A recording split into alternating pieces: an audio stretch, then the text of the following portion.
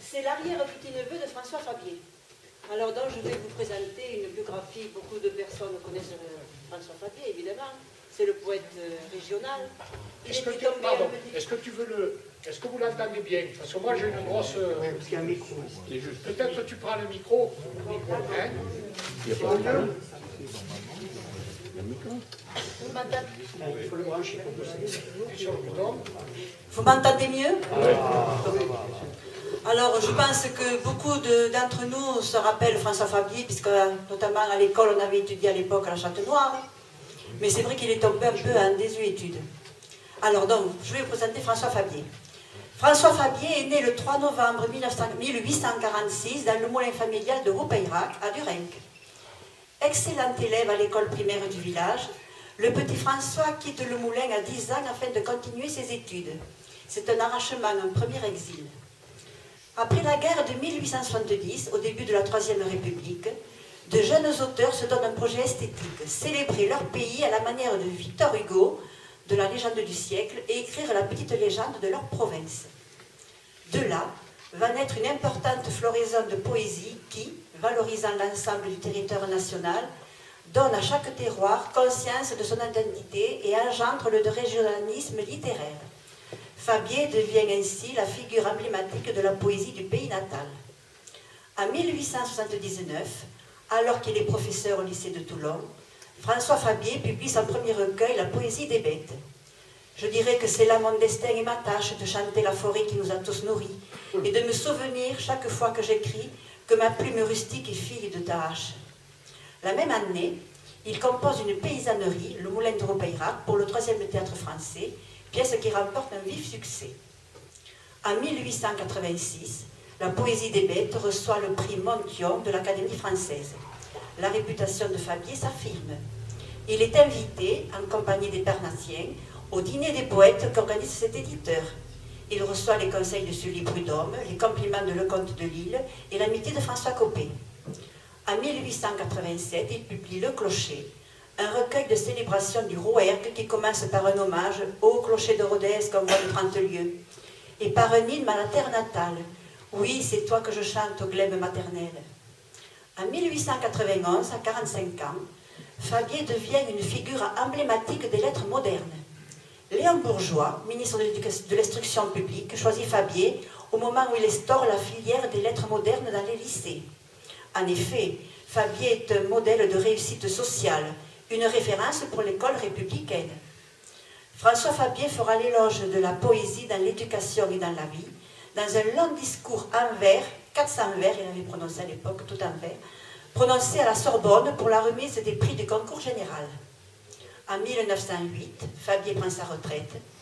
Retournant dans le Midi avec son épouse, il s'installe à la Valette du Var, près de Toulon. En 1909, leur fille unique meurt et le poète dit son désespoir dans Roncélière. Enfin, tout au long de la Grande Guerre, Fabier partage la souffrance des paysans soldats, rédigeant de nombreux poèmes publiés dans la presse nationale et régionale. Il en présente un choix dans un ultime recueil, Les paysans et la guerre, qui paraît en 1921. À l'occasion du centenaire de la guerre de 14-18, le syndicat d'initiative de Durenc a rassemblé des poèmes publiés dans la revue Les Annales politiques et littéraires pour les publier dans un recueil dont seront extraites les poésies que nous avons choisi de lire ce soir. C'est le livre dans Fleur d'héroïsme que vous avez aussi là-bas si ça vous intéresse. Fabier meurt le 18 juillet 1928 à la Valette du Var, dans sa propriété des Troènes, et il est inhumé au cimetière central de Toulon. Voilà une brève biographie de François Fabier. Donc je vais laisser la parole à Jackie Canac. Merci.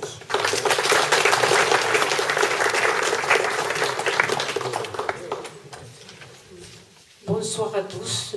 Nous allons vous présenter ce livre Fleur d'héroïsme, quelques extraits de poésie. Pourquoi ce titre d'abord? C'est le titre de la collection de tous ses poèmes dans les annales.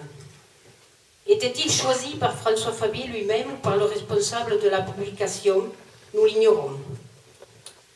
Mais peut-être pouvons-nous associer ce titre, Fleur d'héroïsme, aux nombreuses évocations champêtres que l'on retrouve dans toute son œuvre, et notamment dans le poème Au bout du champ, où le vieux paysan s'en va semer son blé pour sauver son champ, à l'absence de son fils mort à la guerre, pour que les récoltes nouvelles nourrissent ses petits-enfants et que 3 belles fleurs au-dessus des javelles, honneur, indépendance et fierté, flottent dans le vent. Les poèmes de ce recueil sont déclinés en 5 thèmes. Au front, au champ, fête et saison, les amours contrariés, la paix. Nous allons commencer par un poème, mais nous lirons que des extraits. Pour le départ au front. Le 2 août 1914, départ au front. Un départ avec l'espoir que cette guerre sera courte. Il a grêlé.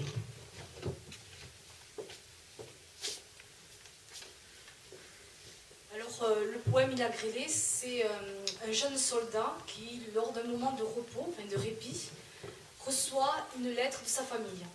Donc, c'est au milieu du poème. Donc, c'est un petit peu ce que ressent ce jeune soldat quand il reçoit cette lettre et ce que devait ressentir aussi la plupart de ses camarades. Le petit Sévenol a sa lettre et s'applique.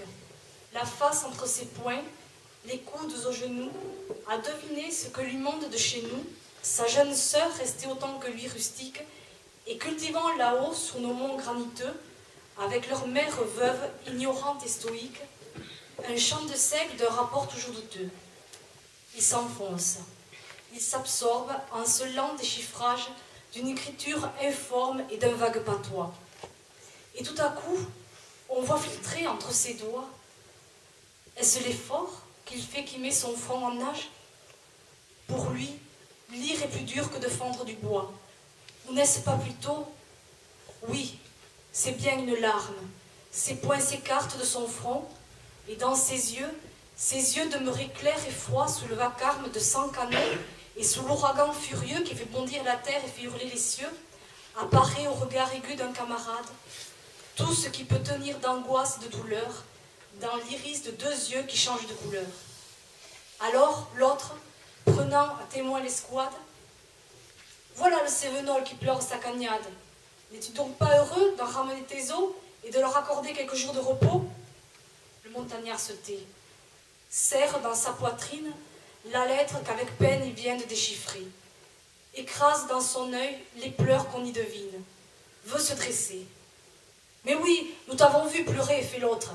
Eh bien, après, dis ce qui te chagrine, sauvage. » Il se rassied, et brusquement, très doux, les yeux au loin, perdus sur le coin de ses veines, que sa mère et sa sœur trempent de sueur vaine, il dit dans un sanglot, « Il a grêlé chez nous. »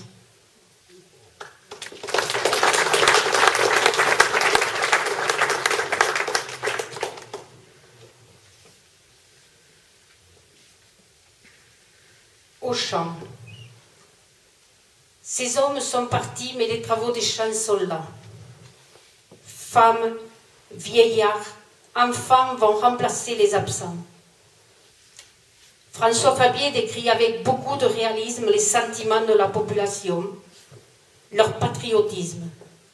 Ils ne se révoltent pas contre la guerre, même s'ils sont directement touchés. Les références à la religion sont nombreuses, et c'est grâce à la foi que la population accepte toutes ces épreuves. Dieu nous l'a pris, il est le maître.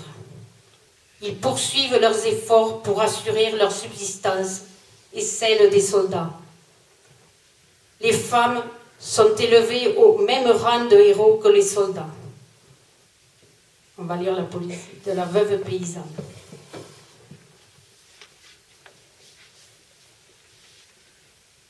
La veuve paysanne. Près du menton.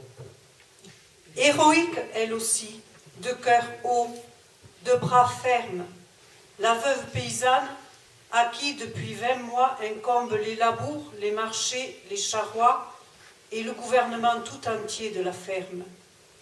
Au mois d'août, on lui prend soudain ses 3 garçons, et 2 sont morts déjà, son valet de charrue et son berger.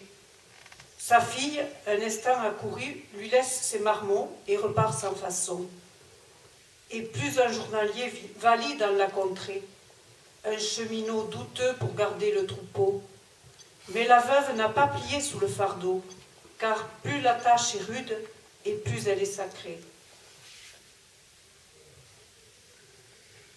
Aussi, quand nous aurons chassé l'envahisseur et que nous fêterons la sainte délivrance, je voudrais qu'on te mît, toi, mère ou veuve ou sœur, au milieu des héros, à la place d'honneur, gardienne du sol, paysanne de France.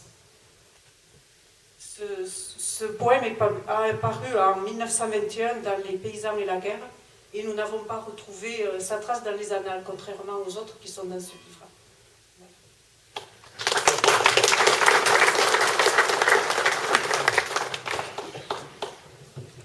Fêtes et saisons.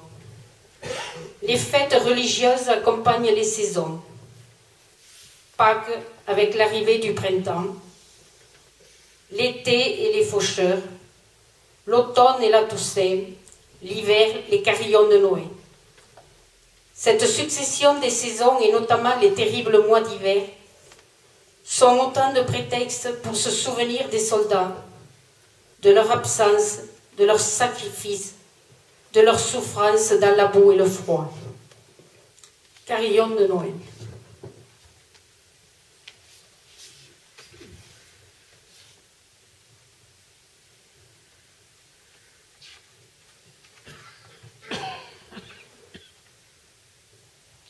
Boum, je suis le canon, l'obusier formidable. Je perce, broie, écrase tout. De votre enfant Jésus, je dédaigne les tables, mais ne laisse pas un de ces temples debout.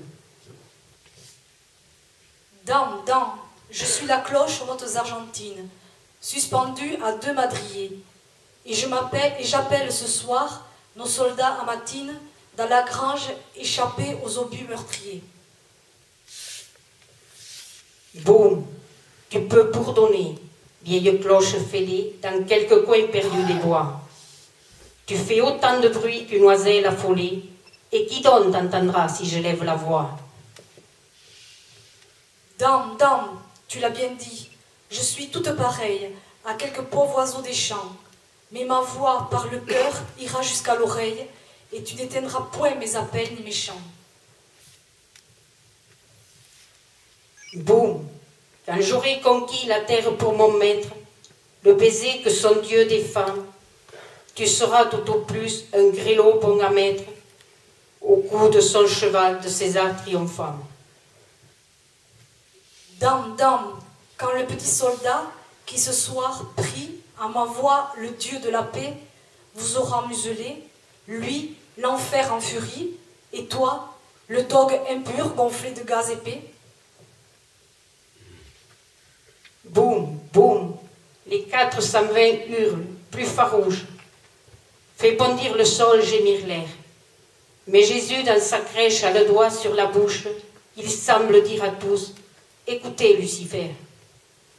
Puis, il étend sa main qui courbe les rois mages.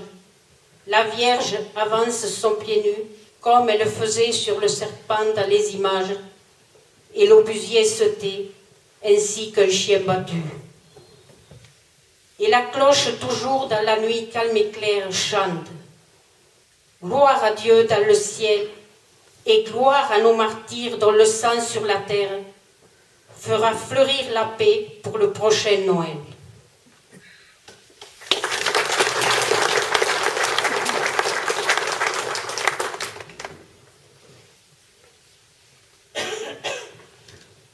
Les amours contrariés. Ce chagrin que l'on ne montre pas pour le départ. Cette attente et le temps qui passe.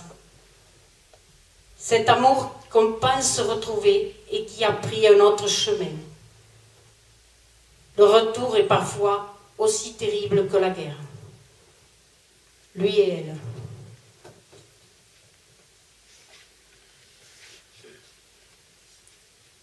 Il est prisonnier de guerre depuis des mois et des mois. La plume est lourde à ses doigts. Il écrit mal, n'écrit guère.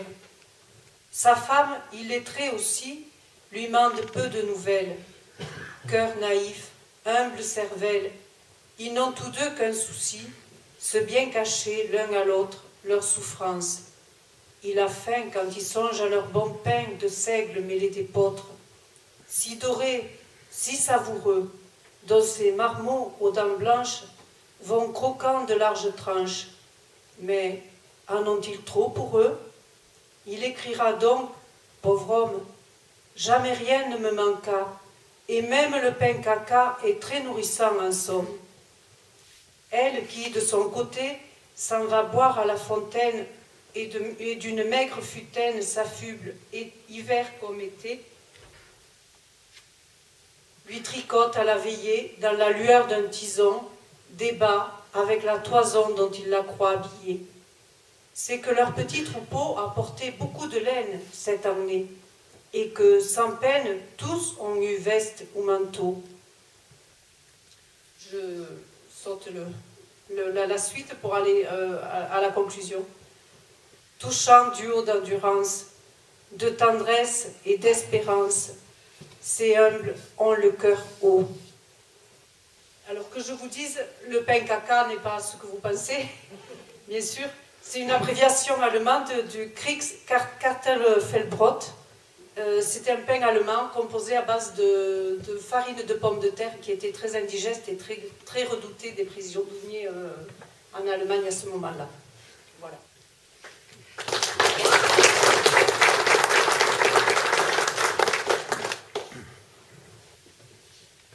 La paix.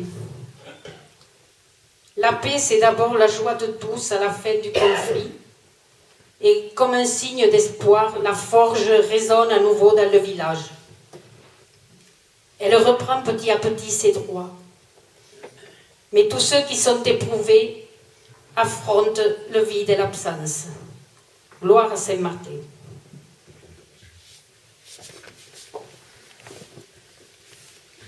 Alors, je vais vous lire Gloire à Saint-Martin.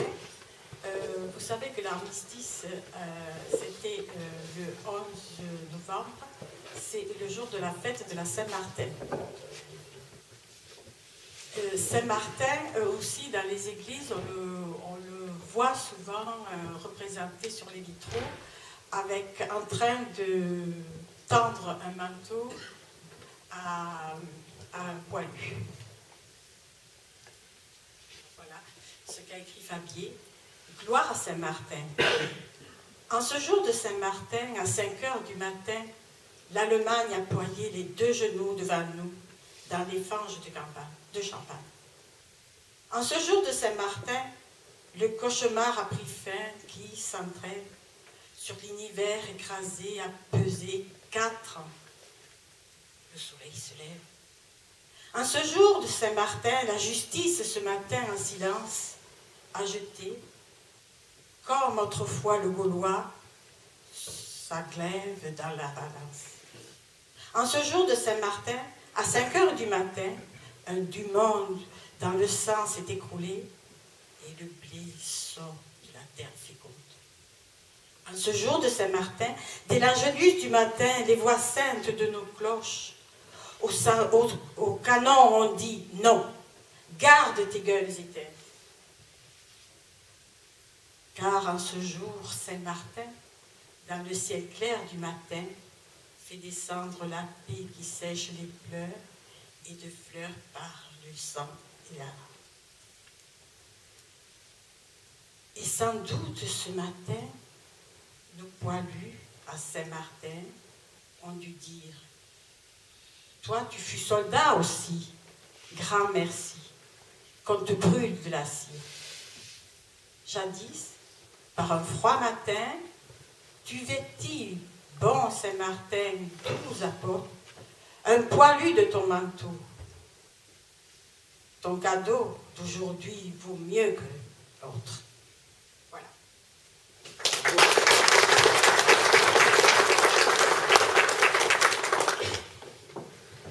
Donc voilà, on nous a présenté les synthèses de ce livre. Le syndicat d'initiative de Turin a décidé d'éditer ce recueil de poèmes à l'occasion du centenaire de la Grande Guerre. À la lecture de ces textes de François Fabier, nous avons ressenti la résignation, les espoirs et les doutes, les drames tels qu'ils ont été vécus par la population et les soldats. Ces soldats qui ont défendu notre terre de France et nous ont légué un pays libre. Nous vous remercions très sincèrement de cette invitation. Merci à la Commission Culture du Nocénois, son président Pierre Cluzet, les habitants de Meljac, vous tous ici ce soir, qui nous ont permis de mettre François Fabier à l'honneur.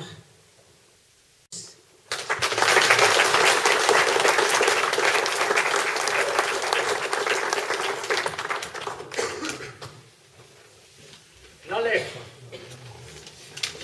le micro proche du... C'est nécessaire? Oui. Oui. Bonsoir. proche du menton. Il se trouve que Meljac est paroisse de Saint-Martin-du-Séor. Il n'y a pas de hasard.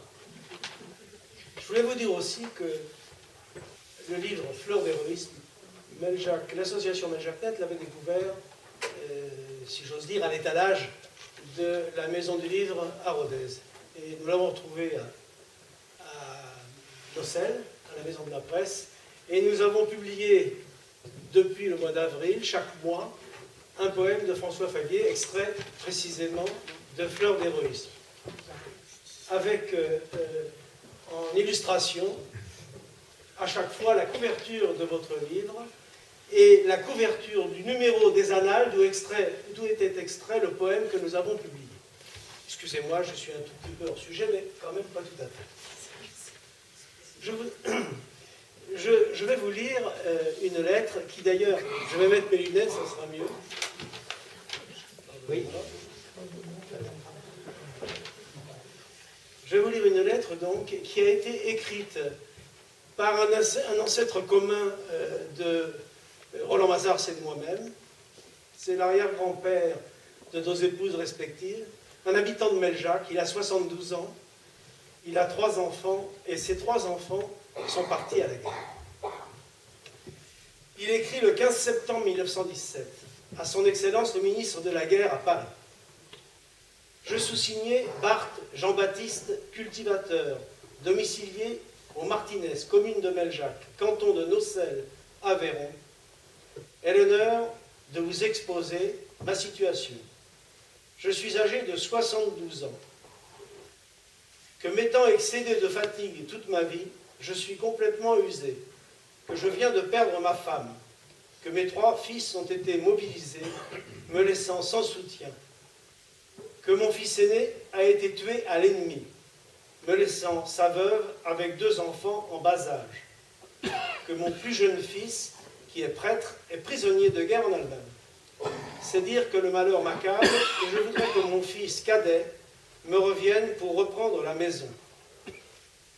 Voilà pourquoi je viens supplier votre Excellence d'avoir la bonté de faire donner des ordres pour que mon dit fils cadet, Barthes Jules, soldat de la classe 1904 au 256e régiment d'infanterie, 15e compagnie, secteur postal numéro 57, qui est au front des armées, soit envoyé en arrière, afin qu'étant moins exposé, j'ai le bonheur de le revoir revenir pour soutenir ma vieillesse et reprendre ma maison. 6 juin, l'extrait de décès de mon fils aîné et l'état signalétique attestant que mon fils plus jeune, Barthes Joseph Justin Auguste, est prisonnier de guerre en Allemagne. Espérant, monsieur le ministre, que vous accueillerez favorablement la demande d'un pauvre vieillard bien malheureux, je vous prie de daigner agréer l'hommage de mon profond et respectueux dévouement, Meljac, le 12 septembre 1917. Je vous remercie de votre attention.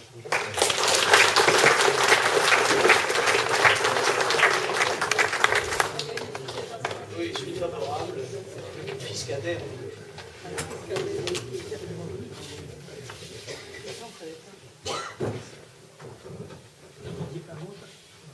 Pour présenter un complet, je le fais. Oui. Vous avez compris qu'André fait beaucoup de choses à la fin. Oui. Il chante, il accordéon. Ah, l'accordéon. Vous avez deux accordéons devant vous. Celui-ci et la complainte d'Étienne Lagloire, dont vous a parlé Pierre, qui est un accordéon de papier pour les 15 couplets, qui ne seront pas en même temps. Voilà, alors Jackie Michel, le conférencier tout à l'heure, m'a envoyé il y a quelques jours les quelques notes de cette complainte, et je les ai un peu adaptées pour l'accordéon.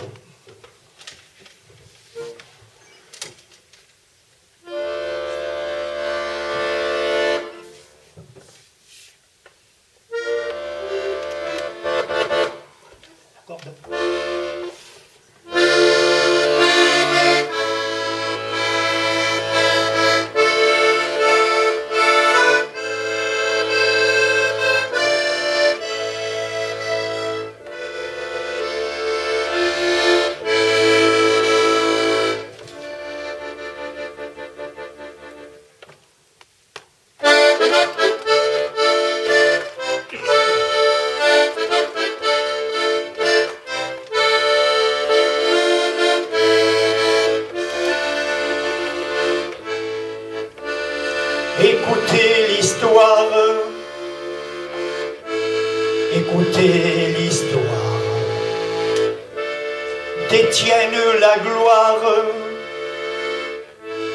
un gars de chez nous, qui partit comme nous tous à la fleur de l'âge, sans malice et sans un sou, lui pour tout bagage, ni savant ni sot,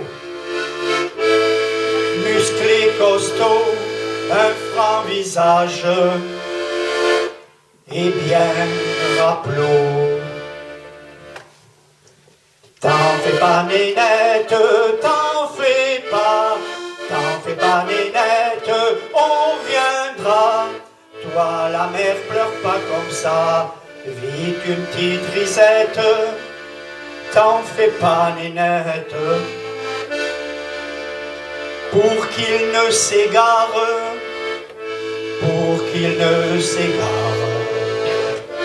on le cueillit en gare pour l'encaserner. Et ça commence à débarder. En avant par quatre, on lui a pris à saluer, à se mettre à quatre pattes, à vider Thomas, à éplucher des tas de patates, à enrôter. T'en fais pas, Étienne, t'en fais pas, Étienne, ça passera. Le juteux, on laissera là, déboiser son antienne. T'en fais pas, Étienne.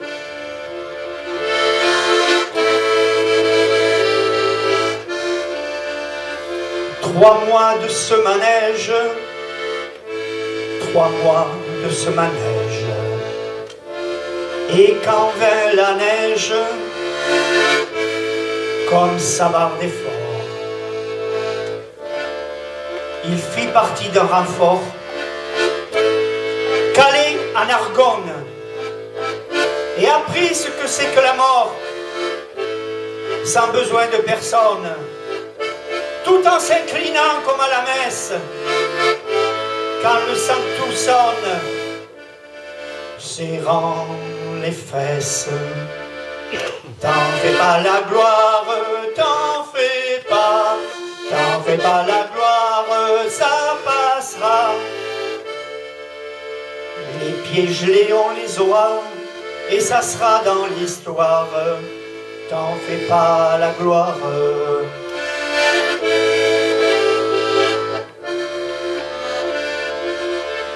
Il vit sans attaque, il vit sans attaque, et sans contre-attaque au cours de l'hiver.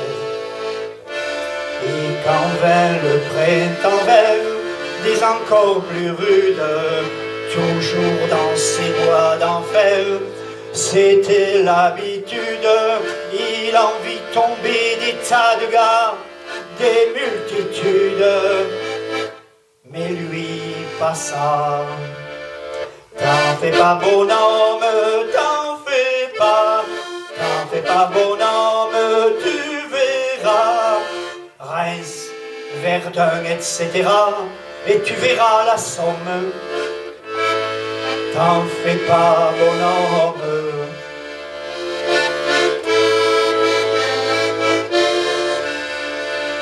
Peu sorti de terre, peu sorti de terre, il vit pour parfaire son éducation. Les tanks,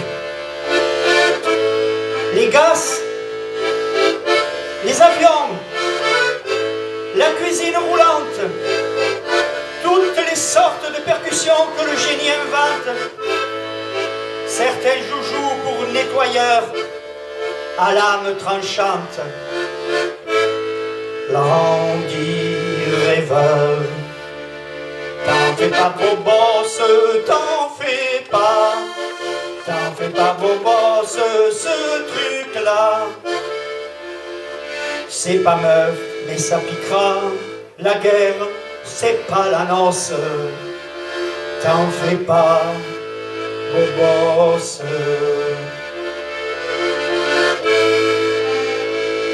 Voilà les 5 premiers.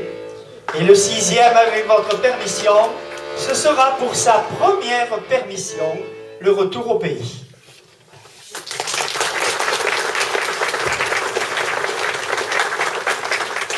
Voilà, merci André. Donc, suite dans un instant. Je vais vous présenter quand même l'ami Jackie Michel. Michel, c'est son nom. Il fut instituteur, comme un certain nombre d'entre nous dans cette salle, dans le département qui s'appelle maintenant les Alpes de Haute-Provence, autrefois Basses-Alpes. Il a un destin un petit peu extraordinaire quand même, cet homme-là. Je raccourcis, ouais. Il est arrière petit-neveu de la passionnariat de la Commune de Paris, Louise Michel. Déjà, ça classe un peu son nom. Et puis, juste, j'abrège, je vous dis une petite anecdote. Il habitait Gréoux-les-Bains, c'est sur les bords du Verdon, et Gréoux-les-Bains était un petit village, maintenant qui a un peu grossi parce que les bains, ça amène du monde. Mais il allait donc au collège, il n'y avait pas de collège à Gréoux. Il allait au collège à Manosque. En 6e, il était pensionnaire parce que ce n'était qu'à 15 km de Gréoux, mais à l'époque, on restait pensionnaire du lundi jusqu'au vendredi soir. Et c'était l'époque des jeudis. Les samedis, oui, les samedis inclus. Même le dimanche. Et le jeudi, il avait un correspondant qui venait l'extraire un petit peu du bahut, du lycée, pour l'amener chez lui, boire le chocolat ou que sais-je, ou lui payer un croissant.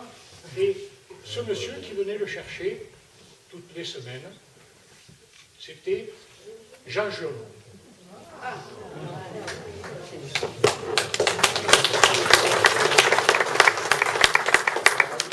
Je voudrais dire, en parlant de François Fabier, j'ai lu chez Pierre les poèmes que vous avez lus et d'autres, et j'ai trouvé ce qui m'a étonné, puisque c'est quelqu'un qui n'est pas allé sur le front, qui avait des analogies très souvent avec ce qu'a écrit, des poèmes qu'a écrit Lucien Jacques, que vous allez entendre en certains tout à l'heure. Donc je vais faire une bio très courte, parce que je pourrais y rester 3 heures. Donc, tu prends le micro peut-être? Oh, je ne crois pas. Vous préférez? Bon, Lucien Jacques. Lucien Jacques est né à Varennes-en-Argonne, donc c'est à côté de Verdun. Donc vous savez qu'en 1916, il y a eu 1915, il y a eu une très grosse bataille pendant la guerre de 14. Et lui donc il a retrouvé les paysages de son enfance complètement détruit évidemment. Donc il est né en 1891 à Varennes-en-Argonne, 100 ans pratiquement jour pour jour après que Louis XVI ait été arrêté à la maison d'en face. Il a quitté Varennes à 5 ans pour suivre sa famille et ses parents. Son père était cordonnier, sa mère tenait un tabac et il s'est installé à Paris à 5 ans. Ils étaient 6 de famille, lui c'est le second. Et tout jeune, il a été initié à l'art par son frère aîné. Et tout jeune, il a fréquenté les milieux artistiques de Paris. Il allait au musée du Louvre à l'époque, c'était gratuit. Il y allait tous les jours. Et on a découvert déjà des œuvres peintes. Donc c'est quelqu'un qui a fait de tout. Peintre, poète, il a écrit des chansons, donc 3 ballades dont celle qu'on est en train d'écouter. Il a tissé, il a sculpté, fait au niveau artistique, il a fait de tout, il a touché à tout. Ça lui a peut-être donné un peu de tort, parce que dans les milieux de l'art, on n'aime pas les gens qui touchent à tout. Il y en a eu d'autres, hein, il y a eu Cocteau. Donc à l'âge de pratiquement 13 ans, il a découvert quelqu'un qui va être la passion de sa vie, et qui était une danseuse américaine, que peut-être vous ne connaissez pas, qui s'appelait Isadora Duncan. C'est elle qui a révolutionné la danse et qui est morte étranglée par son écharpe qui s'était prise dans les moyeux d'une Bugatti.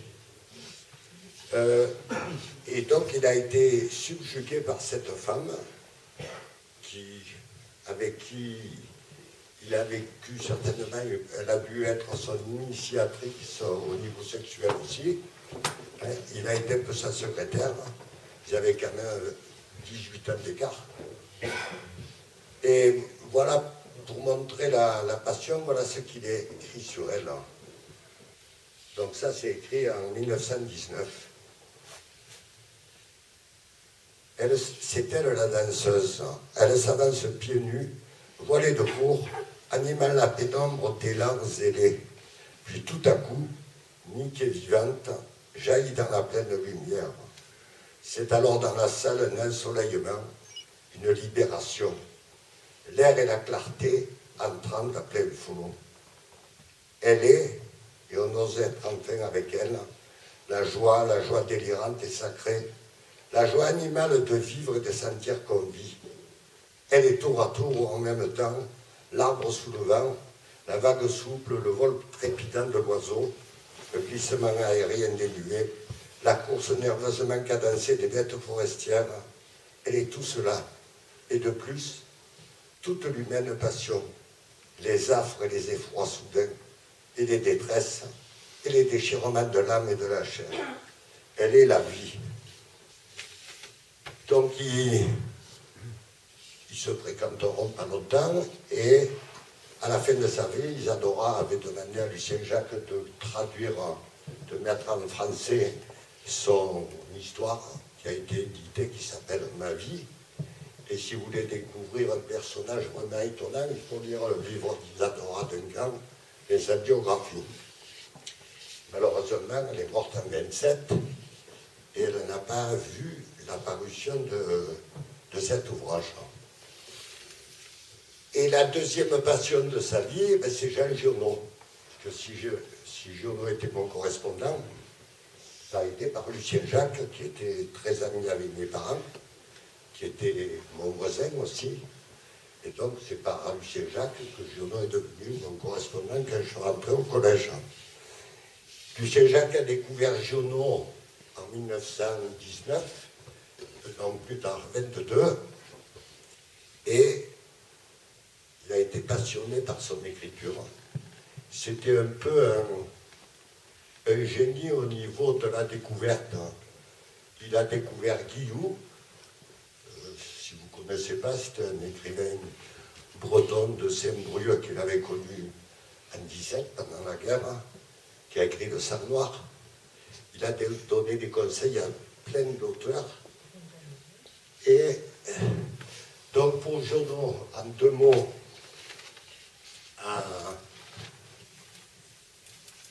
voilà ce qu'il écrit à son ami Poulaille. Poulaille, c'était le leader de la littérature prolétarienne à ce moment-là, qui était très proche de Lucien Jacques, et voilà ce qu'il lui dit.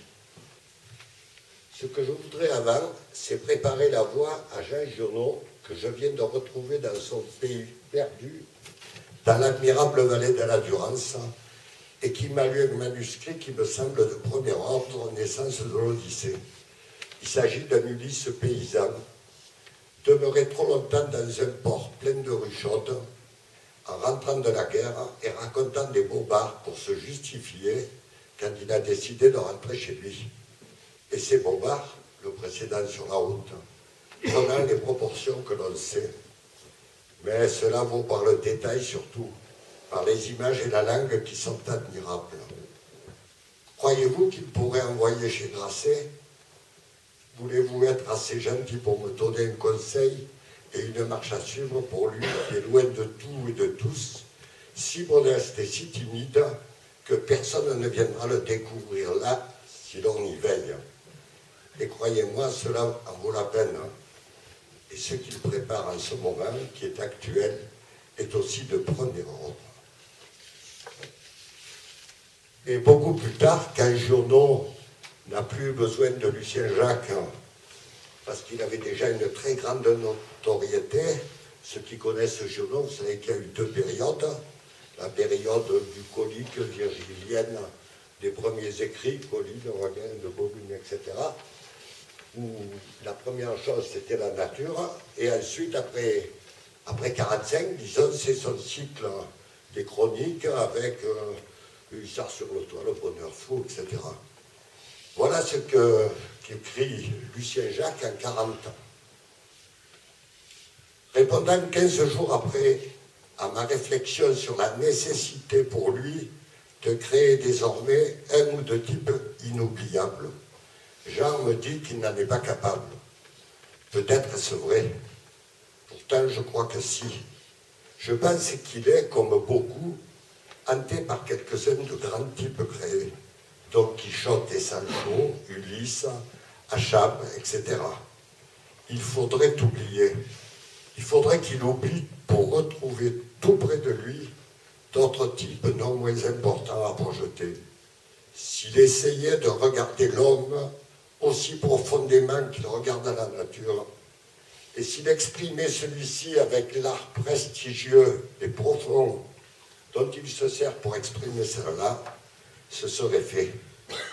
Je crains pour lui qu'il soit désormais esclave des images. Il faudra pourtant qu'il s'en affranchisse, sauf de quoi il se répétera un jour. Un paysagiste, les personnages qui figurent dans son œuvre sont là pour donner les chaînes. Donc c'est assez prémonitoire quand on connaît l'œuvre de Giono. Donc comme c'est la soirée poésie, on va passer au poème. Donc pour terminer, il est mort en 1961, donc il y a un peu plus de 50 ans, avec une œuvre très riche, aussi bien en peinture. Donc il a essentiellement, moi quand je l'ai connu, il vivait de ses aquarelles. Et comme c'était quelqu'un d'un peu magique, tous les gens qui l'ont connu le recevaient tant qu'ils voulaient. Les gens disaient, c'est la poésie qui arrive à la maison. Il le gardait 15 jours, un mois, que ce soit en Suisse, en Belgique, aux États-Unis. Donc je ne citerai pas tous les gens qu'il a connus, les célébrités. Donc on va passer au poème. Il a écrit un livre, son journal de guerre, au jour le jour. À l'exposition, il y en a une il y a un cahier. Donc ce journal a été publié par Gallimard et réédité l'an dernier, à l'occasion du centenaire, qui s'appelle Cahier de Moleskine. Donc voilà ce qu'il dit. Je cherche la page 19.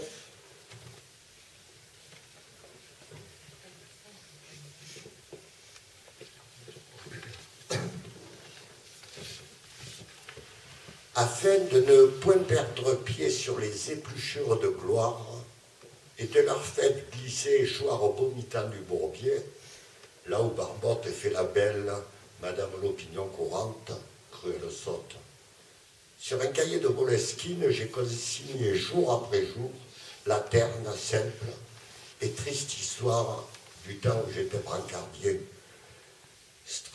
Stratège aux spécieux palabres, chroniqueur au ronflant vocable, collectionneur de vieux lauriers, héros que suscite un appel de fanfare ou bien l'éclair d'acier des sabres d'une parade. Rien à vous mettre sous la dent, rien de rare dans mes graphiques, de spécial, de mirifique. Et pourtant, ce fut ça l'épopée. Des chipotages de cuisine, marche en arrière, en avant, fournillement complet, flanelle trempée, et puis un peu partout du sang. Du bruit et puis du sang. Dans de la boue, dans de la pisse et dans le reste. De ci, de là, une aube violette vue au travers d'agreste pain. Un minuscule oiseau chanteur. La tache têtue d'une lucerne verte, et puis du sang. Encore du sang. Un miraculeux arbre en fleurs sur un rectangle de ciel bleu, et puis du sang, du bruit, du feu. L'amitié comme un météore fulgurant parfois dans la nuit et s'éteignant dans une flaque de sang encore. Ah, n'est-ce pas que c'est lassant de ce sang qui revient à toutes les lignes? Je vous en passe cependant du bon sang neuf, du bon sang rouge, et du plus noir et du plus sec, car c'est ainsi de page en page, de jour en jour pendant des ans. Oh, il y a bien d'autres choses sur le cahier de Moleskine, mais ça n'est pas plus exaltant. J'ai dit chicane de cuisine, mais avec égale fréquence, chicane à propos du couchage, pour la poignée de fin grouillante de vermine et la beauté de paille. Chicane à propos des partages. Chicane à propos de tout et de rien.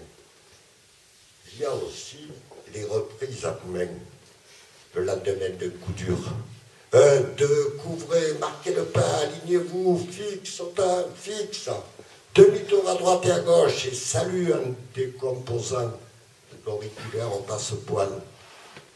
Il y a enfin les soulographies des uns et des autres.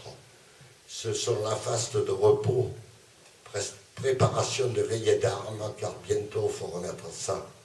Ça quoi? Et le harnais donc, le harnais de gloire.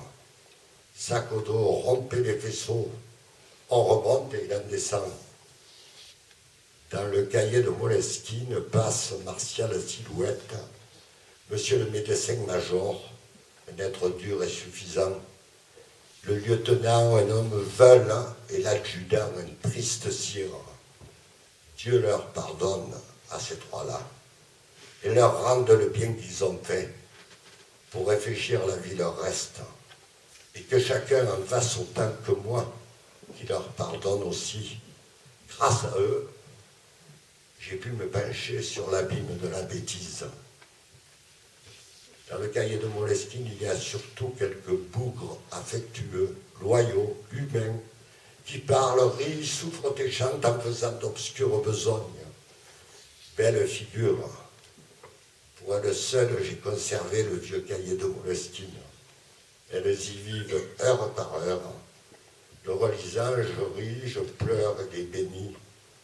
Par elles, j'ai pu mesurer tout ce qui dans l'homme est humain. Voilà, c'était un peu long, mais...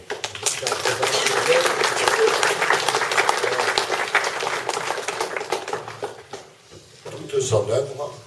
Donc, il a... Ça a été quelqu'un de toujours très humain.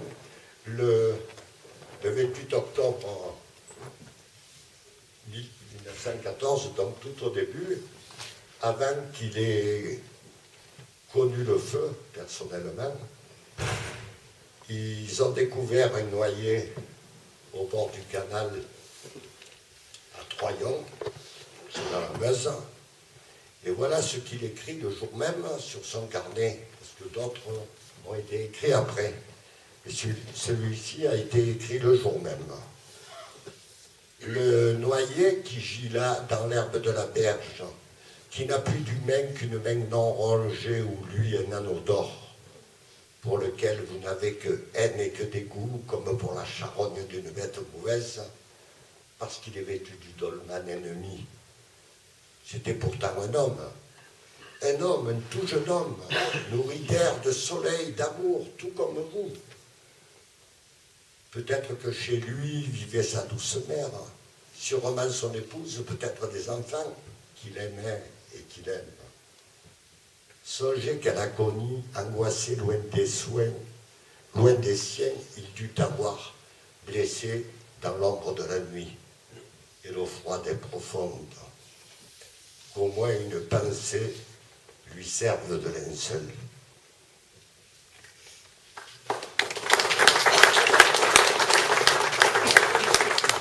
Ça valait la peine d'applaudir à chaque fois. Hein.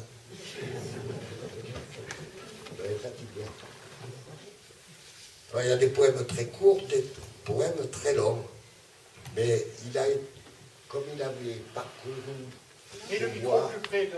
il avait parcouru ces bois tout petits, il allait aux champignons, et parce qu'il passait toutes ses vacances à Varennes, même après avoir habité à Paris. Donc il est beaucoup aussi marqué par la nature. Voilà le poème. Tire-lit fait l'oiseau sur la plus haute branche, broyant tout, bourg, hameau, champ fécond, route blanche, voici passer la haine en un bruit d'avalanche. Les villes sont en feu et rouges sont les eaux. Pitirouille, tire-lit, pitirouille, fait l'oiseau. Dans les bois saccagés, on marche sur des eaux. Et tandis qu'un chef aux hommes près de lui, haut les cœurs, mes soldats, le jour de gloire, lui, sur la plus haute branche, l'oiseau fait pitirouille.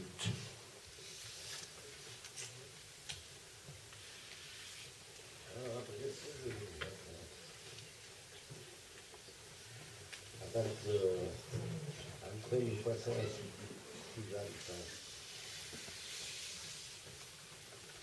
Allez, 7. Avant la guerre, il est passé du service militaire directement à la guerre de 14, c'est-à-dire qu'il a été incorporé au régiment en 1912 et ça a fait tirer toute la guerre. Il était déjà dans la Meuse à Saint-Miel.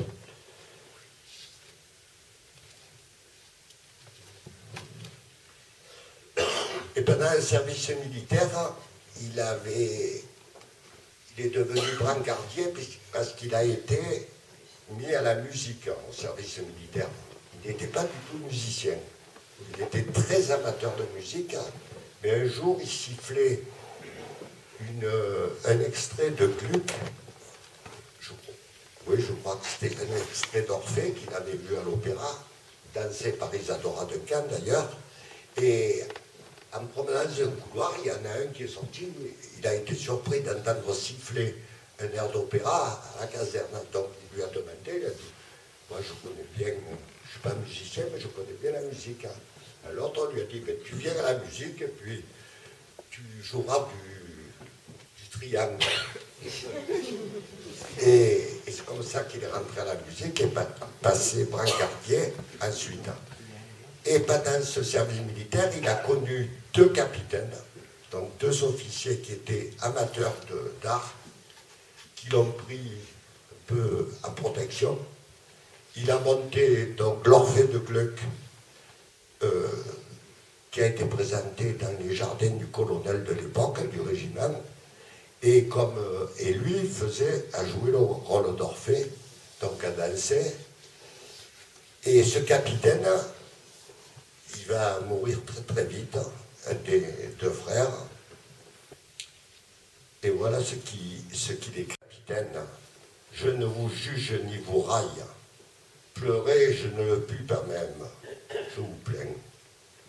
Vous, plus pastour que condottière, sans haine vive ni fiel vilain, âme libre et non mercenaire, avoir fait choix du dur destin de cette mort de la bataille, ce choix, vous, ce choix volontaire, je ne pourrai jamais comprendre ce pacte accepté, le renoncement paraffé de coups de canon qui de vous fit chose sans nom, un jet de sang avidement bu par la terre. Ah, je ne juge pas, je souffre d'avoir dû jeter dans le gouffre de votre pleine acceptation ce qui pouvait rayonner tant. Vos raisons me sont étrangères, impénétrables. Pardonnez ma sincère incompréhension. Vous, trop droit pour être insincère, j'en tiens un regret lancinant. Mort, vous gardez votre secret, et je reste dans l'autre camp, à vous aimer toujours comme je vous aimais. Il s'agissait de Henri de la Laurencie.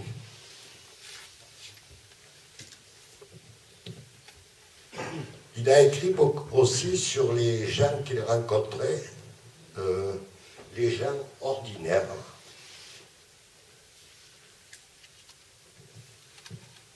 Il a fait de nombreux portraits, alors je vais vous en dire un qui est assez court.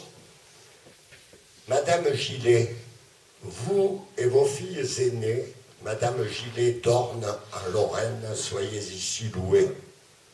Je retrouve sur mon cahier votre pauvre nom de veuve. Je retrouve votre vieux visage, où ce qui n'était pas bonté s'en était allé. Vous souvenez-vous de moi?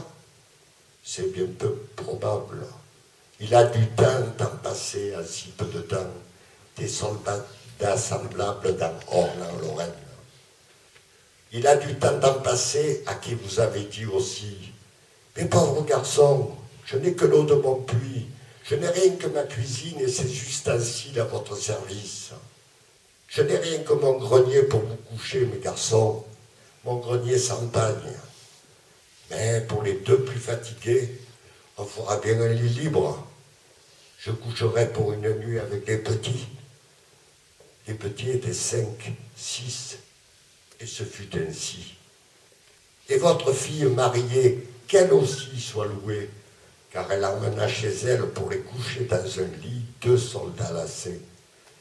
Mais avant de leur ouvrir la chambre proprette où baillait le bon lit frais, tout contre l'horloge, elle leur alluma le feu et fit chauffer le café. Les 2 soldats, au petit jour, partant sans faire de bruit afin de ne pas réveiller la bonne hôtesse, trouvèrent dans leur musette des tartines de pain blanc.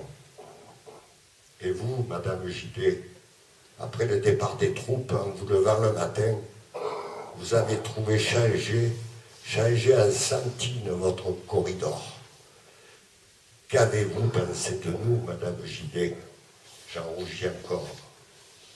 Mais si j'en rougis, c'est pour l'adjudant tambour-major qui seul aurait dû rougir. Moi, je vais laisser après chanter les 5 suivants.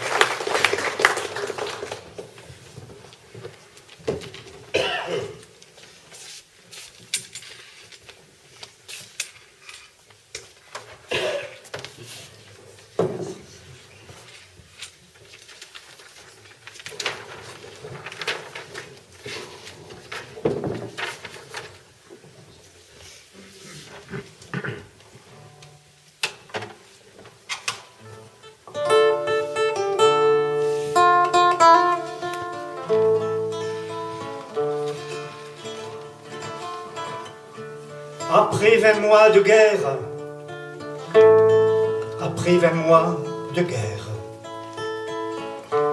de bourre, de misère et de palpitations, il partit en permission, s'en fut chez sa belle, y trouva un nourrisson tirant la mamelle écrit nom de nom, vous m'excusez, mademoiselle, je me suis trompé.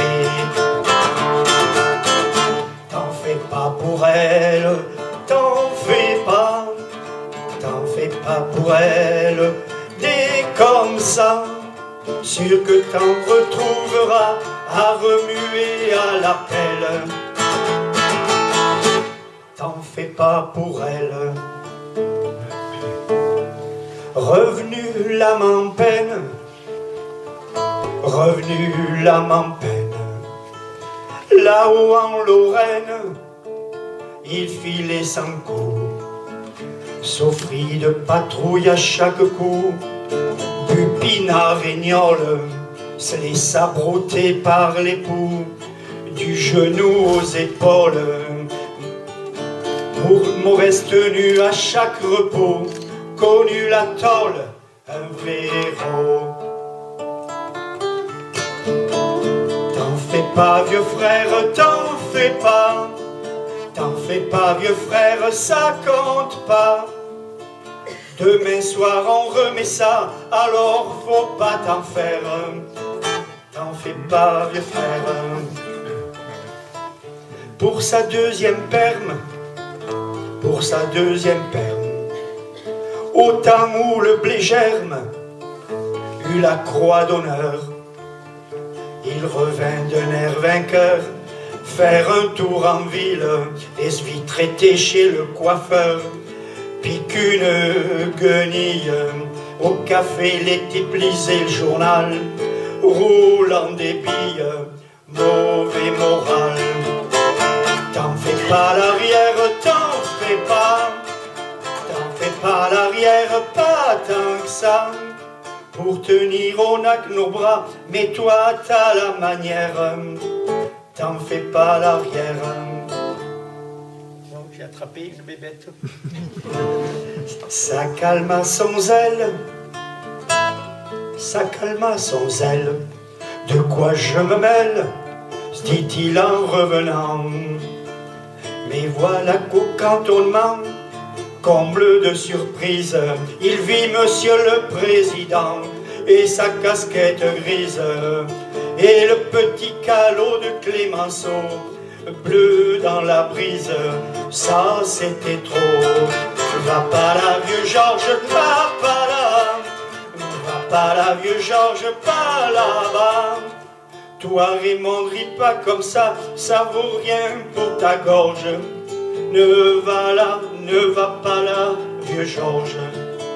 Clémenceau, Raymond, Poincaré. Alors le 10e couplet. Max, à Taurine, il est là. Puis sa compagnie, eut des avanies, son copain Bébert, qui était passé au travers, ainsi que quelques autres, jugés en conseil de guerre, par 12 bons apôtres, furent amenés dans un grand pré, devant tous les nôtres, et fusillés. Vous en faites pas les pontes, vous en faites pas les pontes, qu'est-ce que c'est que ça? Après on se rappellera pas, et c'est pour qui la honte? Vous en faites pas les pontes.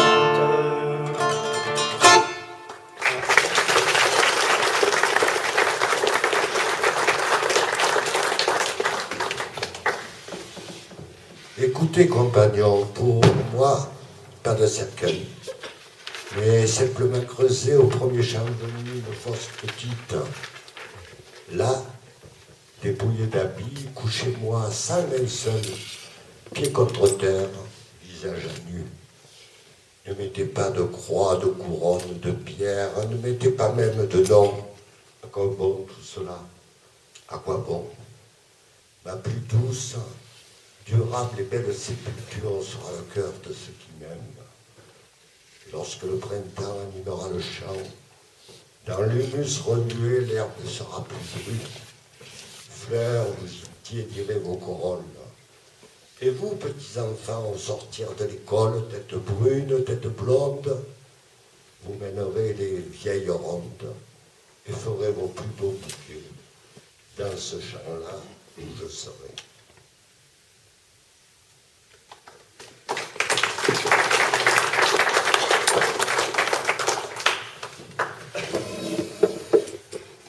Vous dites que je suis rentré sans trop d'accrocs, indemne presque. Qu'en savez-vous? On peut l'être défiguré, abominablement encore, sans avoir marque à la figure de cicatrices ou de coutures. On peut avoir le cœur cassé sans que la poitrine en ait trace. On peut être amputé d'autre chose qu'un membre. Les affections déchiquetées, les illusions ensevelies, croyez-vous donc que ce n'est rien? Et les âmes endolories, et les pauvres cœurs corrodés, les aveugles de la vie, pour vous peut-être ce n'est rien. Mais pour certains c'est la mort, pire que survivre à certaines morts. Si vous saviez, quand le soir vient, notre jeunesse se souvient et va et vole, oiseau sans nid, en quête des tendresses mortes. Elle erre et cherche oiseau perdu dans quel silence elle est disparue. Cette course se fait sans bruit, comme un vol de chauve-souris sur des ténèbres. Le pauvre oiseau, ce cœur ailé, rentre plus tard, plus désolé que vous ne pouvez soupçonner de cette quête atroce et vaine. Et il se tait. N'augurez pas qu'il est indemne. Par tels mots dits à la légère, vous jetez du gros sel sur les plaies des martyrs. Moi, je sais des suppliciés qui trouvaient le moyen d'en rire. Bon, pour un peu diminuer le noir de tous ces poèmes, il y en a encore. Donc, il n'a pas écrit que ça, il n'a pas écrit que du noir. Pendant la guerre de 39-45, Lucien Jacques a fait berger. Donc, il s'est occupé des bergers pour les moutons, hein, pas pour les vaches. Donc, je vais vous dire 2 poèmes. D'ailleurs, ce recueil, le recueil des poèmes de guerre qui s'appelait La Pâque dans la Grange, publié en 1924, a eu beaucoup de succès à l'époque, puis on l'a oublié. À l'époque, il est même parti en Italie pour le présenter à Florence, et c'est là qu'il a découvert la fresque qu'il travaillera plus tard. Et le plus connu, c'est Tombe d'un berger, qui a été écrit donc entre 42 et 45. Le bélier. Toi, je t'ai recueilli gluant dans les lavandes. Toi, je t'ai bouchonné d'une touffe d'aspic. Je t'ai porté jusqu'à l'abri, couché dans un pli de ma veste, ta brebis de mer au talon. Toi, pantelant comme une offrande, toi, je t'ai saupoudré de sel pour que ta mère t'allait de mieux. Toi, sur le pré qui renaissait, dans la frise d'agneau danseur, tu m'as tapé dans la rétine. Et je t'ai choisi entre eux tous pour le galbe de ton échine et pour la volute marine que l'on pressentait sur ton front, afin que, porteur de semences, toi tu fécondes mes agnelles et que tu perpétues la race. Tu as justifié le choix. Ta plaisante et blonde besace, elle a bien rempli son office. Et tu sens, bête, que je t'aime, car tu brames en me regardant. Quand viendra le temps de la tonte, je te laisserai 3 floquets pour l'odeur, et que chacun sache que grâce à toi je me sens riche, que tu es seul maître après moi, et que, fils, je suis fier de toi.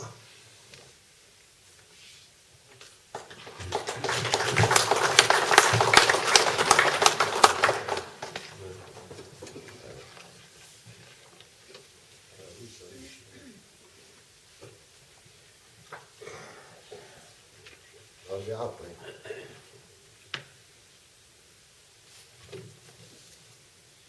encore un million. C'est 10 minutes. Donc je vais passer à des poèmes qu'il a écrits. Parle dans le...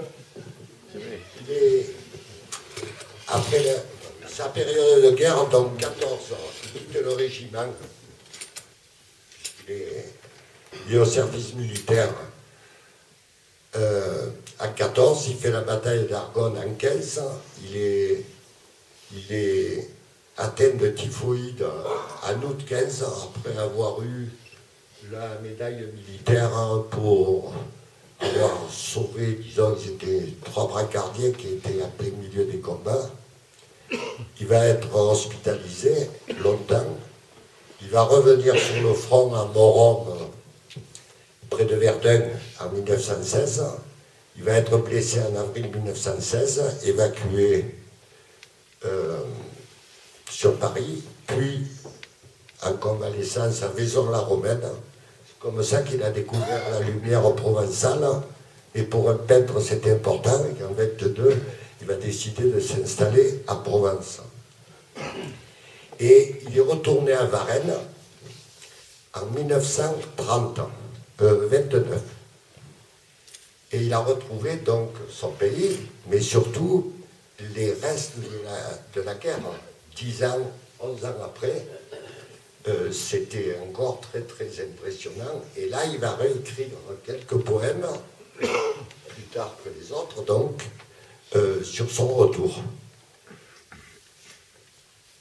Alors, on va mettre 14 ans.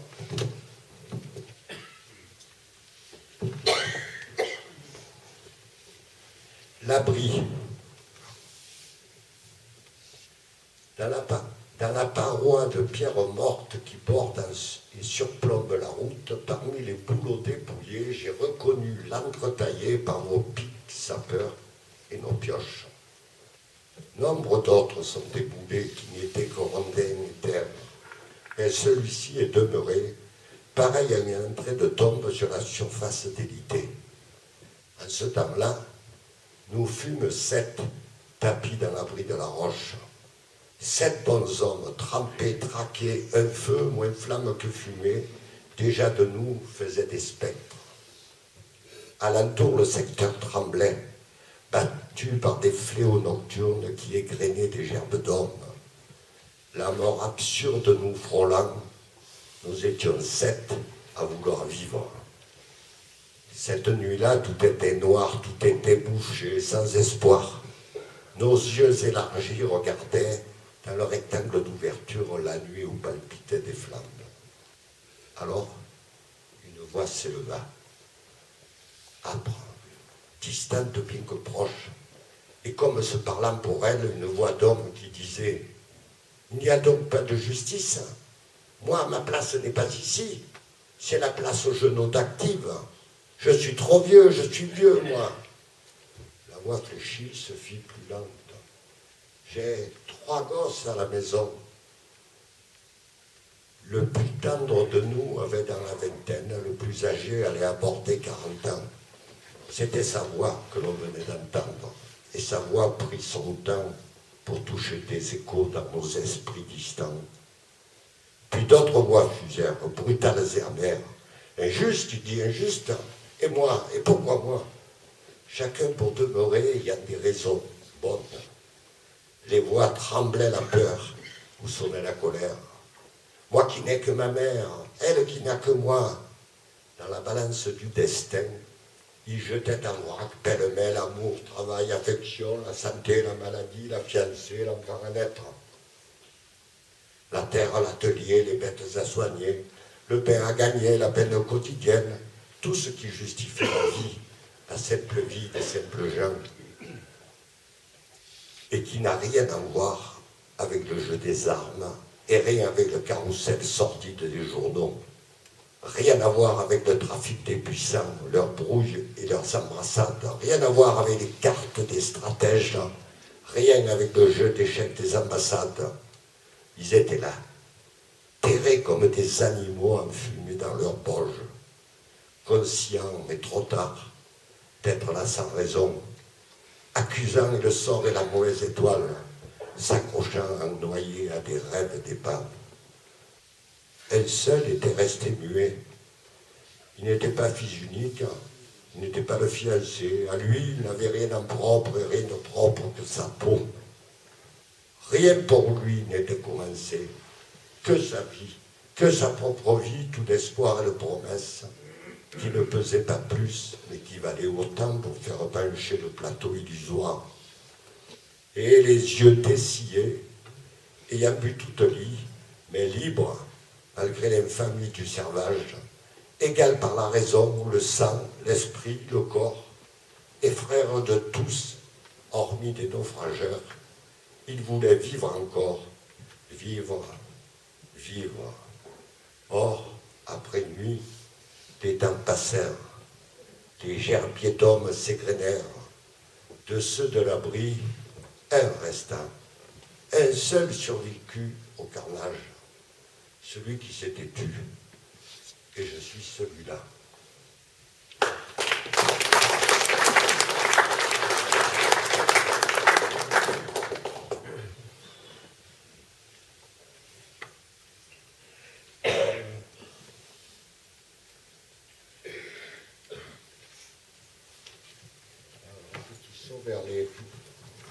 Vers les fusillés pour l'exemple.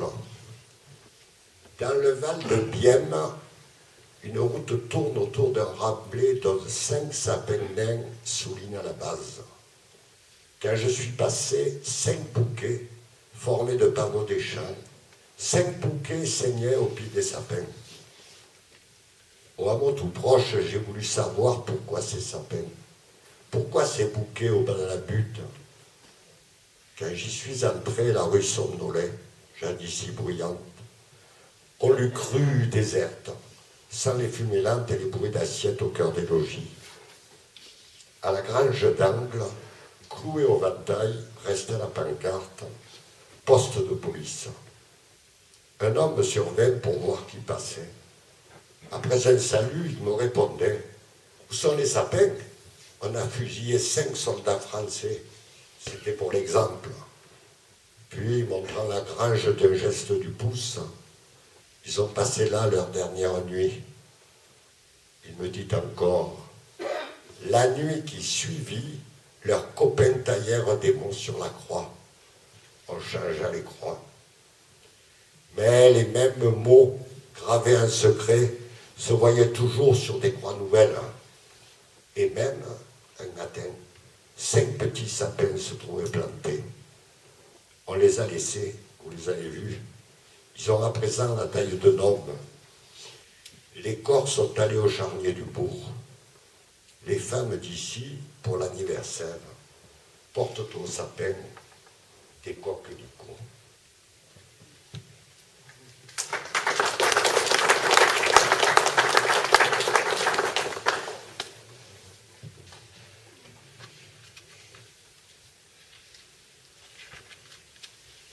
Cimetière. Je croyais, pauvre naïf, que ça n'était bien fini des gérances martiales. J'allais vous oublier, mort. Éternel mobilisé, cinglé dans la tombe uniforme, au garde à vous, croix contre croix, en alignements impeccables. Bourreaux, ils sont votre chose.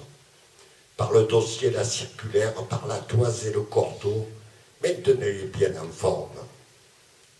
Pour leur rappeler le bon temps, trimballez-les de district en commune, voire un chef-lieu de canton où la terre est vraiment meilleure. Entrepreneurs, ils sont à vous. Fouillez, brassez la terre et l'os et charroyez à plein charroi l'or en barre de ces charniers. L'argent ne garde pas d'odeur. Les trépassés ne diront rien. Qu'est-ce que ça peut bien leur faire qu'un édit la bouche d'or, un lieu commun héroïque, véhicule d'élection, vitupère et les invoque au sortir d'un banquet. Orphéon, je vous les laisse. Gardez-les, mon général. Monseigneur, bénissez-les. Je vous les laisse et m'enfonce au plus épais des taillis de la forêt renaissante. Il est à nous leur cimetière.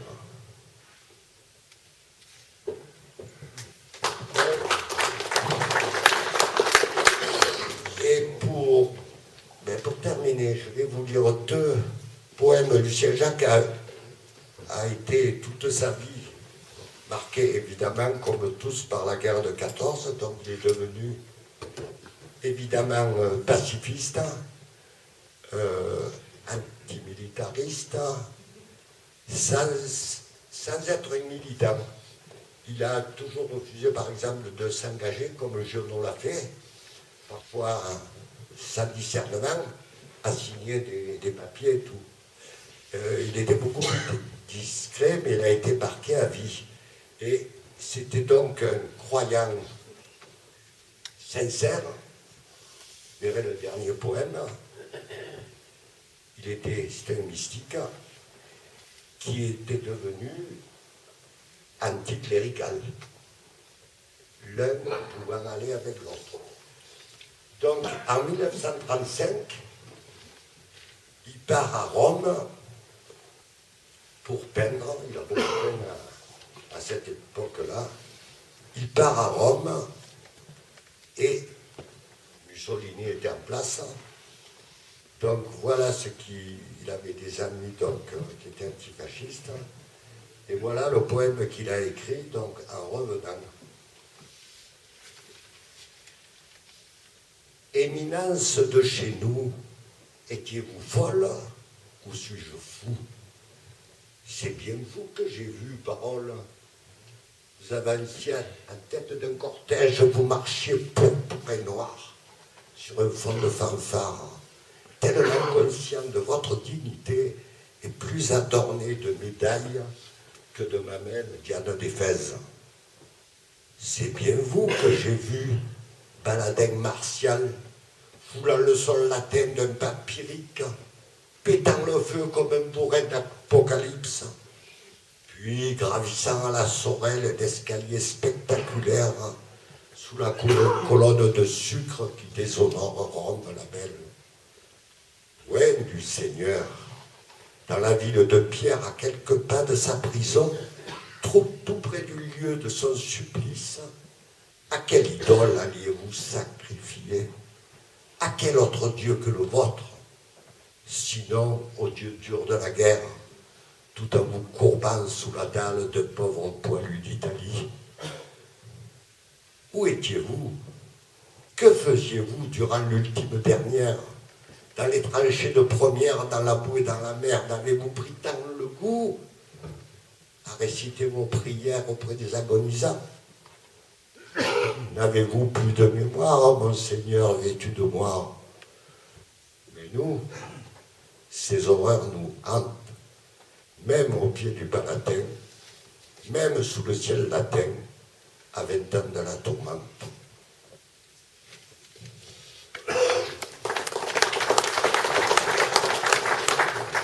Alors, il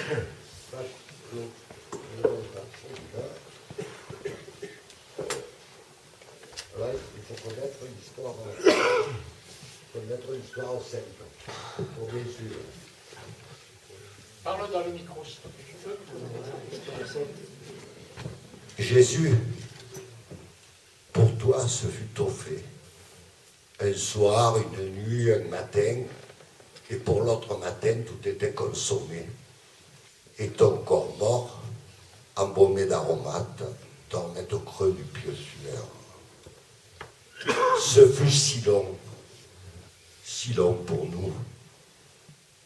Chaque semaine sainte et vendredi saint tous les jours, et la table toujours dressée pour la Pâque suprême des jeudis quotidiens, avec des âmes toujours graves, sous des gros mots très ordinaires. Il y avait le vin, le pain, le vin versé, le vin épais. Il y avait le pain grossier qu'on partageait dans une grange. Des croix se préparaient au pré. On entendait des bruits de marteaux et de scies. Il était de pauvres vergers où l'angoisse de mort se faisait plus aiguë. Là, sur des branches naissaient des fleurs, douces à voir, comme des joues d'enfants, comme des corsages de jeunes filles. Mais pourquoi donc les fleurs naissaient ce printemps-là? Il y avait parfois des Marie-Madeleine dont les cheveux sentaient le vent et la campagne, qui tentaient d'endormir des peines avec un peu d'amour humain. Et parfois, l'ami préféré posait un front blessé sur une épaule. Et c'était doux et déchirant car chaque heure, chaque minute, sonnait inexorablement les départs pour les Golgotha. Il y avait alors, nous, disciples et Christ, tour à tour ou ensemble. Il y avait aussi Judas, qui nous vendait pour un filon, pour un galon sur une planche. On en pouvait compter légion de faux prêtres, faciles sacrificateurs qui jouaient de la vie humaine comme on joue au jeu des échecs.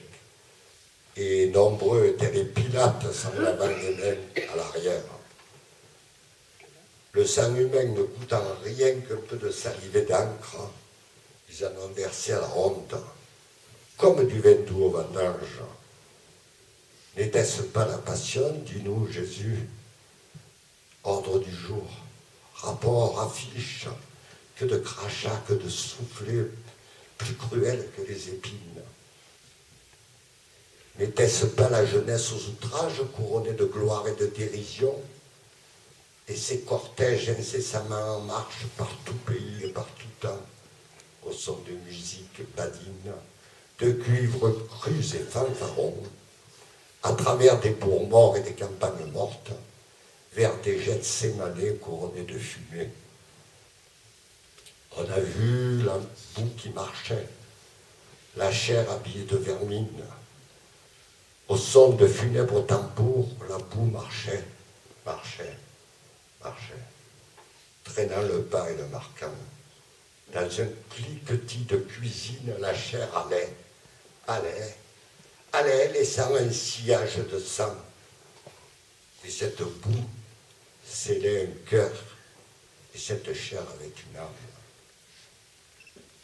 On a joué au thé tactilique de lin. Nous, noirs des nos guêtres, et les vivres de nos musettes. Pierre t'a renié, et nous, le meilleur camarade qui fuyait, frousse aux trousses quand, l'obus éclatait, nous gisions pantelant dans un creux argileux de Champagne ou de Meuse. Mais nous avions de bons Simons qui se chargeaient de sacs trop lourds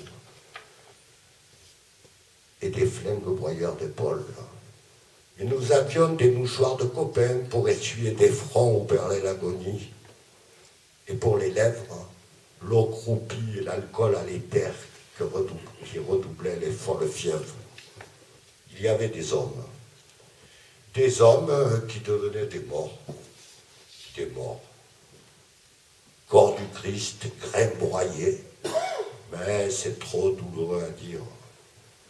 Il y avait la terre en deuil, il y avait le ciel aussi. Et terre et ciel se déchiraient comme le grand voile du temple. Et l'homme poussait un grand cri en expirant le même cri partout. « Maman !» Puis, que sont devenus les corps?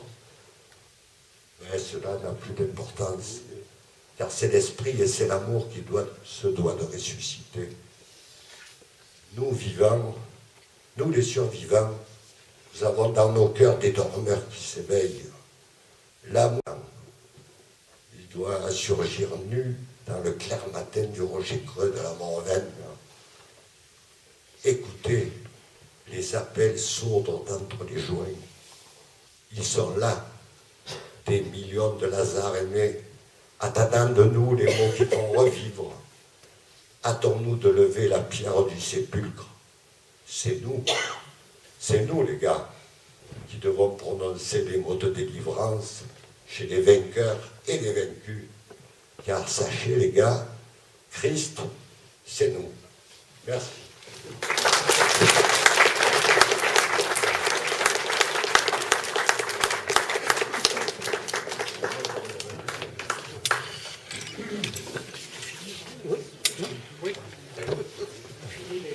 S'il y a des questions, je pourrais poser après la fin de quand Étienne de la Gloire sera arrivé. Alors si Lucien Jacques a écrit cette complainte, 15 couplets, 15 refrains, c'est un docteur, le docteur Ferrier, qui en a composé la musique. Il n'a fait aucune introduction, aucune conclusion. C'est pour ça que moi je me suis permis de mettre à l'accordéon quelques notes de Beethoven et sa 5e symphonie, et à la conclusion, Handel et sa sarabande.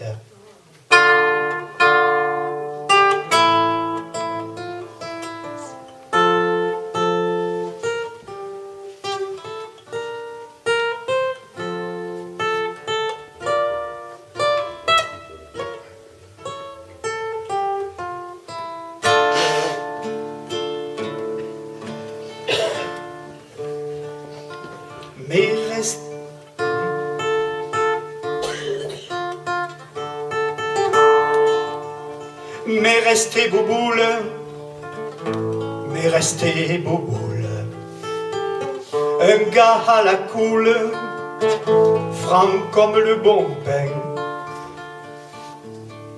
Il partageait un matin une boîte de sardines. Et v'là que c'est fini la faim, v'là en pleine poitrine. Et le frère Bouboule croula, rendant plus blanc qu'un cygne, l'âme et le sang.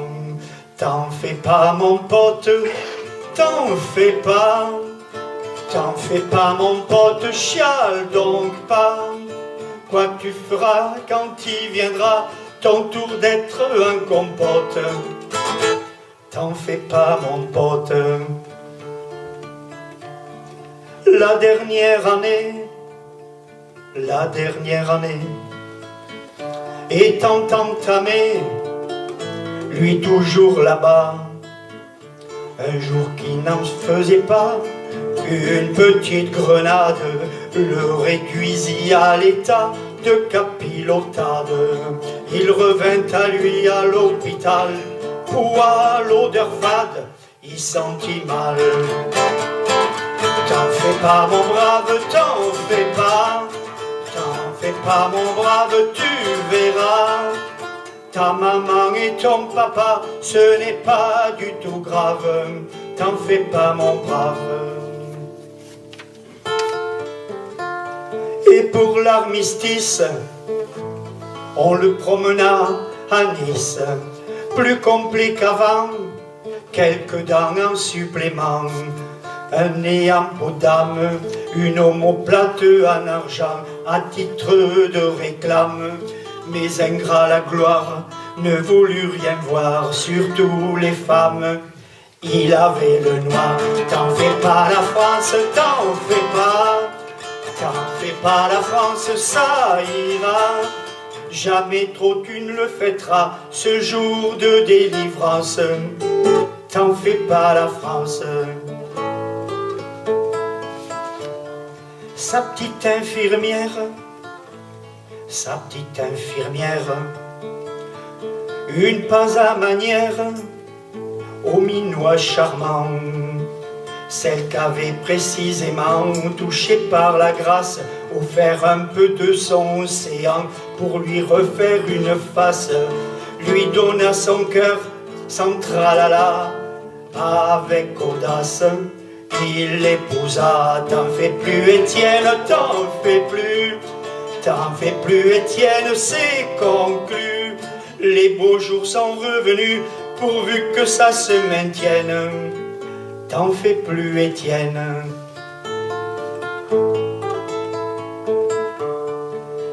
Les années suivirent, c'est le cas de le dire. L'âge d'or commença, la nation le pensionna à ne savoir qu'en faire. Son député l'enrôla comme porte-bannière. Eut des tas de gosses, costauds, rappelots, beaux comme leur mère, encore plus beaux. T'en fais pas rigole, bon papa, t'en fais pas rigole, tes petits gars. à leur tour, remettront ça pour le minerai ou le pétrole. T'en fais pas, rigole. À leur tour, remettront ça pour le minerai et le pétrole. T'en fais pas, rigole.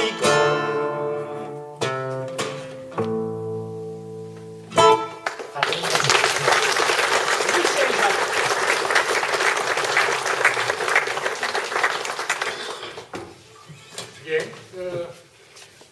On va être à la salle. Sinon, Guy, où est-ce qu'il est là? Monsieur le maire. Monsieur le maire, pardon.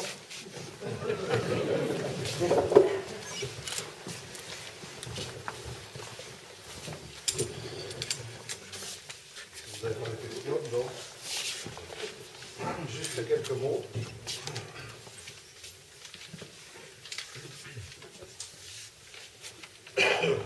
Bonsoir à toutes et à tous.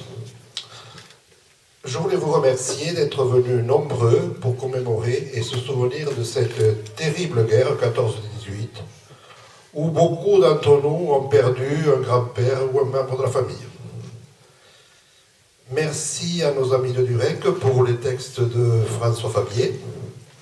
Merci à notre conférencier qui vient de loin, qui a bien voulu venir jusqu'ici nous parler de ses poésies de Sénéjac.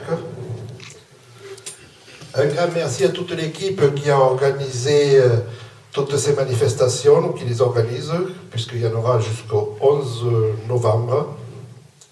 Merci à Roland Mazar, qui a suivi toutes ces réunions pour organiser ces moments de souvenir. Je vous invite d'ailleurs à vous rendre à Nocelles, à la quincaillerie ou à la mairie, où sont exposés beaucoup d'objets qui sont de Meljac. Des documents aussi. Je vous invite, quand vous allez à Nocelles, à les voir. Je voudrais dire aussi qu'il y a au fond de la salle des livres sur la guerre qui sont des souvenirs, qui sont en vente. Vous pourrez voir ceux qui les ont écrits et pourquoi pas en acheter.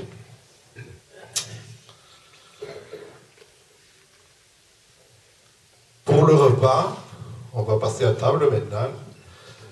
Je pense qu'il y a beaucoup de personnes qui sont inscrites, mais s'il y en a quelques-unes qui ne le sont pas, elles peuvent se mettre à table. On a, je ne sais pas, jusqu'à ce que les tables soient pleines, quoi. Après, je ne sais pas. S'ils ne sont pas inscrits, bon, on en prendra quelques-uns de plus parce qu'il y en a qui se sont désistés. Maintenant, je vais appeler les conférenciers. Je vais leur remettre un petit souvenir de Meljac, ou du Bruxellois. Alors j'invite monsieur, et qui c'est qui représente Durek? Voilà. Puisque j'ai vu que la présidente était partie. Oui, moi je représente la présidente.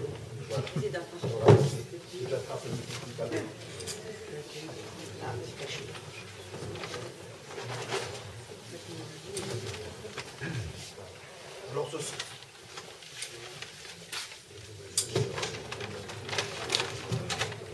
ce sont les deux mêmes.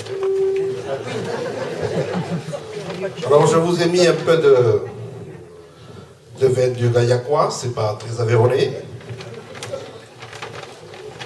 Des conserves de canard qui sont du Nocélois par contre, de 113, de taurine, voilà.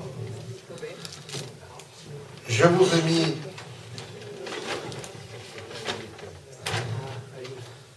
un petit bulletin municipal de 2015. Ça vous permettra aux uns et aux autres de voir ce qui s'y passe à Meljac. Pas grand chose parce que nous ne sommes pas très nombreux, mais enfin voilà. Et enfin,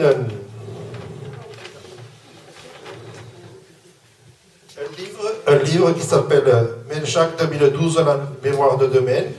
C'est un livre qui a été fait par l'association Meljacnet, qui est en vente aussi, qui retrace l'histoire de Meljac avec des photos de quasiment toutes les familles de la commune, leurs maisons et un peu d'histoire. Voilà. Et je vous invite, si vous voulez en acheter, il y en a quelques-uns, mais bon, voilà. Voilà, et bien c'est tout. Je vous souhaite un très bon appétit et merci d'être venus nombreux.